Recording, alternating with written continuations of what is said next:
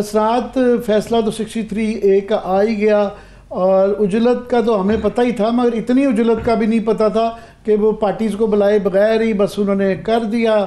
और साथ में पहले भी बड़े मुतनाज़ा फ़ैसले आते रहे, मगर इस तरह के दर्स नहीं दिए जाते थे दरमियान में, जिससे कि हंसी भी आती है, रोना भी आता है कि ये भी दरमियान में सुनाता जा कि ये पहले वक्त नहीं रहे कि बेंच फिक्सिंग होती है, इस दफ़ा बड़ी शफाफियत भी है। सो ये लेक्चर भी सुनने को मिले। क्या कहेंगे कि क्या हुआ और आगे क्या होने जा रहा है? देखिए, ये तो एक्सपेक्ट किया जा रहा था कि आज फैसला यही होगा और यूनानिमस होगा। और इस फैसले के हवाले से जब हमने देखा कि 12 जुलाई मखसूस नशिस्तों में हुकूमत को 2/3 जो है जब उनकी वो नहीं रही, तो उसके बाद काजी फैसल साहब ने ये फैसला किया कि ये नज़रसानी का केस लगाया जाए। पहली दफ़ा जब जुलाई 18 को जब मीटिंग हुई कमेटी में, उसमें उन्होंने जो बेंच बनाया था उसमें मंसूर अली शाह उसको ऐड कर रहे थे। छुट्टियों के बाद उन्होंने देखा कि ये रिव्यू जो रिजर्व सीट में है वो तो बड़ा मुश्किल है, तो इसको ही करना चाहिए। उसमें इसके लिए फिर पहले आर्डीनेंस आया, आर्डीनेंस में कमेटी चेंज हुई, कमेटी में उनके हमख्याल जज अमीनुद्दीन खान साहब शामिल हो गए। फिर उसके बाद उन्होंने जो है वो बेंच चेंज किया, ख़ुद ही अपनी प्रपोज़ल और ख़ुद बेंच को प्रिजाइड किया और रिस्क ऐसे कोई भी नहीं लिया, सारे अपने ही जो हमख्याल जजेस हैं उनको शामिल करके ये फ़ैसला किया है। आथर जज नहीं थे मुनीब अख्तर साहब। टाइमिंग पे सवाल उठ रहा है, अदरवाइज़ मेरा ख्याल है कि जो टेक्स्ट है आइन का उसमें जो फ़ैसला मुनीब अख्तर साहब का था वो ठीक नहीं था। वोट कहीं नहीं लिखा हुआ था कि नहीं काउंट होगा, वोट काउंट होगा। मसला ये आ रहा है कि काजी फैसल साहब जो है वो सितंबर पिछले साल से चीफ जस्टिस हैं।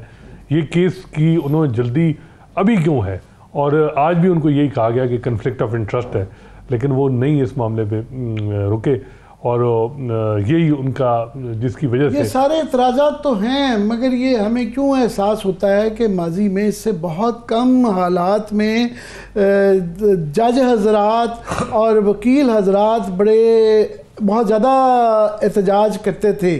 जजेस के अंदर वो ये इस तरह के खतूत तो ज़रूर आ रहे हैं, मगर जिस तरह 97 में इससे कम हालात थे, जो हो गया था वो नहीं नज़र आ रहा, बस ज़ुबानी कलामी की हद तक है। वो कला का काफ़ी वो आ रहा है, मगर वो भी अगर माजी के लिहाज से देखा जाए तो वहाँ भी कहीं ना कहीं बिलावल साहब जाते हैं, हर जगह बार पे करते हैं, हल्के फुल्के ही सवालात होते हैं।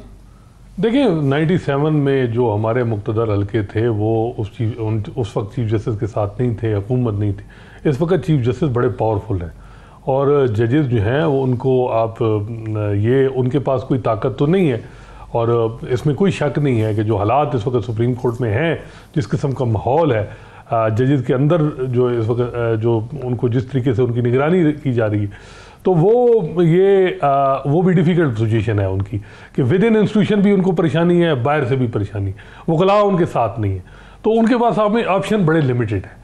वो फैसला देते हैं, उनका फैसला अमल दरामद नहीं होता।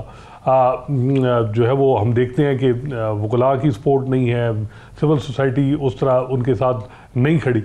तो लेकिन मेरा ख्याल है कि आज भी इतलात ये हैं कि जब ये फैसला आया उसके बाद जजेस में मुशावरत हुई है, बज़ाहिर ये लग रहा है कि जजेस प्रीएम्प्ट नहीं करेंगे। जजेस जो है वो इस चीज़ को देखेंगे कि ये सारी चीज़ें चल रही हैं, अभी उनके पास इसको आगे चलने दें, और अगर ये जो अब कुछ वकला मुतहरिक हो गए और आज इस्लामाबाद बार कौंसिल की तरफ से, Islamabad high court bar association की तरफ से ये जो बड़ी सख्त प्रेस कॉन्फ्रेंस हुई अहदेदारों की तरफ से, हसनात क्लियरली यहाँ पे सुप्रीम कोर्ट के अंदर अगर दो जो एडॉक जजेस लगाए हैं वो भी मिला लिए जाएं तो ज़्यादा अक्सरियत जो है वो उन जजेस की है जो कि फैसल साहब के इस वक्त मुखालफत कर रहे हैं उनके पॉइंट ऑफ व्यू की। तो उसके बावजूद भी कोई लीगली इस तरह का तरीके हम सुनते रहते हैं कि अगर ये ऑर्डिनेंस के हवाले से कोई फुल हाउस जो है बगैर चीफ जस्टिस की मर्ज़ी के भी बुलाया जा सकता है। ये इस तरह की पॉसिबिलिटीज़ के मतलब जूरिस्ट के अंदर पुराने और वकीलों में बहस होती रहती है, क्या कहते हैं आप? देखिए इस मामले में हमें अप्रिशिएट करना चाहिए जस्टिस मंसूर अली शाह को। उस टाइम असल प्रॉब्लम तो यही आई है कि वो अजमल मियाँ टाइप आदमी नहीं है। देखिए उनको जब ये 12 जुलाई का फैसला आया, बड़ी कोशिशें की गई, मैं आपको बता दूं, हुकूमत की तरफ से कि अंगेज हों को गारंटियाँ दे दें। मंसूर अली शाह साहब उस तरह नहीं माने, उन्होंने उनका बड़ा वाज़ेह था कि एजेंडा ड्रिवन चीफ जस्टिस अगर मैंने बनना है तो फिर रहने ही दें।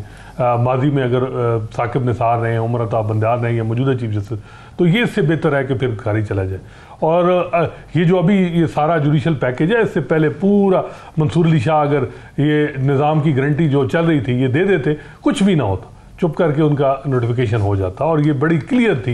मगर असनाद तो अब ये है कि हालात इस नहज पे भी इसलिए भी पहुंचे हैं। एक तो याद रहेगा कि 90 दिन का इलेक्शन का फैसले की अमल दरामद जो नहीं हो सकी, तो उनकी असूली जो उनके और अतर मिनल्लाह साहब के जो असूली फैसले थे कि हमने ऐसे बेंच में नहीं बैठे, वो फैसले तो वो आड़े आया। देखिए, लेकिन वो भी तो एक मामला था ना कि हम अब पीटीआई के दोस्त कहते हैं कि हमने उस वक्त के चीफ जस्टिस से इनफॉर्मली पूछा था कि जी हम अगर गिरा दें तो हमारे इलेक्शन करा देंगे। तो उस वक्त भी तो जजेस भी पीटीआई के प्रो पीटीआई जजेस भी कैंप था जो वो भी चाह रहा था कि जी काजी फैसल से पहले जो है वो इलेक्शन हो जाए, इस तरह निज़ाम हो।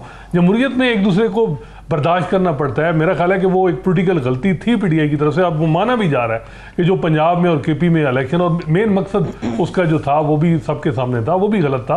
और उसमें मंसूर अली शाह साहब ने क्या कहा था? उन्होंने कहा था कि 5 दिन दे दें, लाहौर हाई कोर्ट में इंट्रा कोर्ट अपील डिसाइड हो जाए, उसके बाद सुप्रीम कोर्ट फैसला करे। लेकिन वो फेलियर तो उस वक्त के उनके चीफ जस्टिस का था जो अपना फैसला अमल दरामद नहीं करा सके। अगर वो 5 दिन मामला लाहौर हाई कोर्ट में भेज देते तो सारी सुप्रीम कोर्ट साथ खड़ी होती। फिर डिवीजन जो उन्होंने कायम की, सारा फुल कोर्ट उन बना देते, चीज़ें सबके सामने रख दी जाती, पिक एंड चूज उन्होंने करने की ज़रूरत नहीं थी। और जहां मामला अब आया है, जब काजी फैसल साहब के दौर में देखें, मंसूर अली शाह साहब को समझ आई जब ये सूरत हाल की कि ये किस तरह की कंट्रोल जमहूरियत की तरफ और जुडिशरी को कंट्रोल करने का जो पूरा प्लान है, उसके बाद उन्होंने ये चीज़ की। अदरवाइज तो अब यही गिला है ना उनसे कि जी आप पूरा आप तो मामले में थे, आप क्यों पीछे हटे। तो मेरा ख्याल है कि अब जो इस वक्त सूरत हाल है वो बड़ी वाज़ेह है कि जो चीफ जस्टिस काजी फैसल हैं वो मुझे लग रहा है कि जल्दी कहेंगे कि जी मैं इंटरेस्टेड नहीं हूँ, जो है वो बाजार ये लग रहा है। और उसी वक्त कहेंगे जब वो नजर आ जाएगा कि मेरे पास इसके अलावा कोई चॉइस नहीं है। देखिए, एक चीज़ जो काजी फैसल साहब का जो मिजाज है ना, वो ये समझ रहे हैं कि 12 जुलाई को उनको शिकस्त हुई, मखसूस नशिस्तों में एक चीफ जस्टिस है मिनॉरिटी में चला गया, मेजॉरिटी में उसके अवामिल वो अपनी तरफ से उनके जो दोस्त हैं वो और बताते हैं कि जी वो वहाँ जो मंदोखेल साहब वाला फार्मूला था उसमें कमिटमेंट भी कुछ जजेस की हो गई, फिर वो पीछे हट गए। मेरा ख्याल है कि वो जो 12 जुलाई का फैसला था उसमें वजह इदारे में जो मेजॉरिटी जजेस थे उनका ये था कि काई साहब आप जाएँ, वो कोई पीटीआई के हक में नहीं था, वो काई साहब के हवाले से था। ये बात बिल्कुल ठीक है।